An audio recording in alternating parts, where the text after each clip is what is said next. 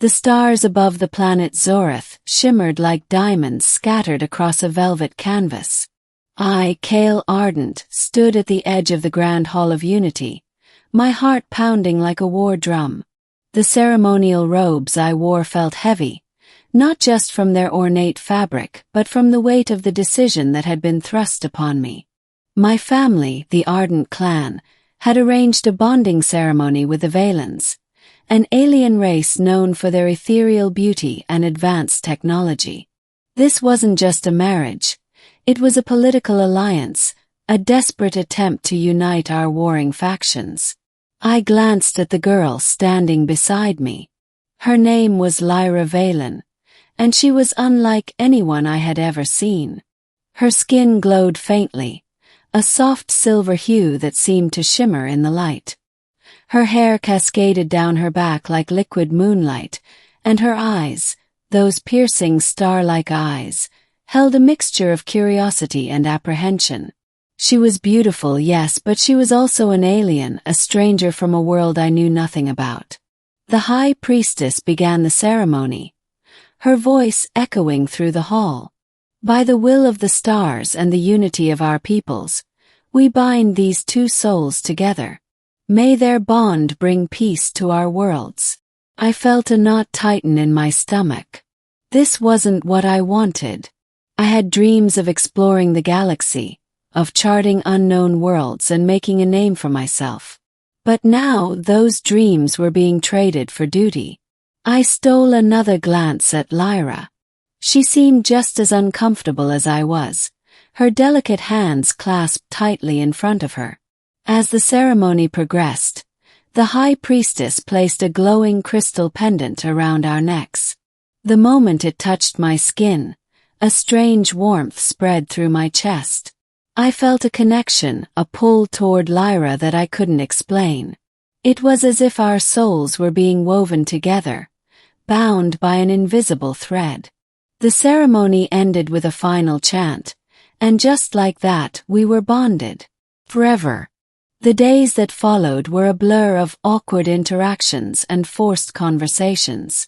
Lyra and I were given a shared living space aboard the Valen flagship, a sleek vessel that hummed with energy.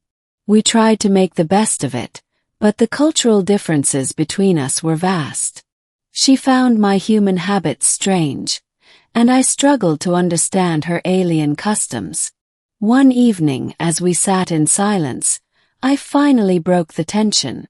"This is ridiculous," I said, running a hand through my hair. "We can't keep pretending everything's fine. We're strangers, Lyra." She looked at me, her star-like eyes softening. "I know," she admitted. "But our families believe this bond will bring peace. We have to try, Cale." Her words struck a chord within me. She was right. This wasn't just about us, it was about our worlds, our people. I sighed and nodded. "All right. Let's start over. Tell me something about yourself. Something real." Lyra hesitated, then smiled faintly. "I've always loved the stars. On my homeworld, we believe they're the souls of our ancestors, watching over us. When I was a child, I used to climb to the highest point in the city and just stare at them. It made me feel connected to something greater." Her vulnerability surprised me. "I get that," I said. "I've always wanted to explore the stars to see what's out there. Maybe we can do that together." For the first time since the bonding ceremony, I felt a glimmer of hope. Maybe this didn't have to be a prison. Maybe it could be an adventure. As weeks turned into months, Lyra and I began to find common ground. We discovered a shared love for exploration and a mutual curiosity about the universe. The Valen flagship became our home, and we spent our days studying star charts, visiting new planets, and learning about each other's cultures. But peace between our worlds was still fragile. Tensions simmered beneath the surface, and there were those who opposed our union. One fateful day, our ship was ambushed by a rogue faction from my own people. They saw our bond as a betrayal, a surrender to the Valens. The attack was swift and brutal. Alarms blared as the ship shuddered under the assault. Lyra and I rushed to the bridge, where the crew was fighting to maintain control.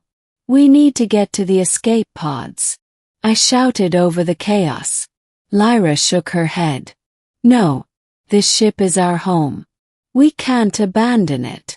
Her determination ignited something within me. Together, we devised a plan to outmaneuver the attackers. Using Lyra's knowledge of Valen technology and my tactical skills, we managed to disable the enemy ships and send them retreating. In the aftermath, as the crew cheered and the ship stabilized, Lyra turned to me with a smile. "We make a good team," she said. I grinned back. "Yeah, we do." Over time, our bond grew stronger. What had begun as a forced arrangement blossomed into a genuine partnership. We faced challenges together, from political intrigue to interstellar threats, and through it all, we relied on each other. The crystal pendant around my neck no longer felt like a chain. It was a symbol of our connection, a reminder that we were stronger together. One evening, as we stood on the observation deck, gazing at the stars, Lyra took my hand. "Do you remember when we first met?" she asked. "We were both so afraid." Chuckled. "Yeah. I thought this was the end of my freedom." "And now?" she asked, her eyes searching mine. I squeezed her hand. "Now I can't imagine my life without you. You've shown me that family isn't just about blood. It's about the bonds we choose to make." Lyra smiled, her silver skin glowing in the starlight. "I feel the same way, Kale. You've become my home." Years passed, and our bond became legendary. The Ardent clan and the Valens flourished under the peace we had helped create.